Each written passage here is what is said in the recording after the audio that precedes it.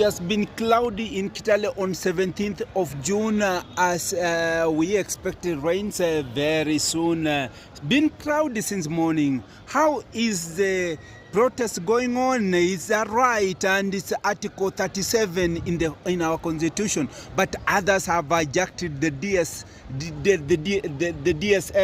the DSP, and the OTKS attacking people who are demonstrating peacefully. Why goons? Why goons? 10 chapters of the Kenyan Constitution, Article 1 to 264. So brace yourself for the rain. Let's read it.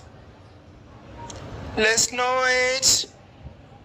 Let's understand and meditate it. Let's read it. Let's know it. Let's understand.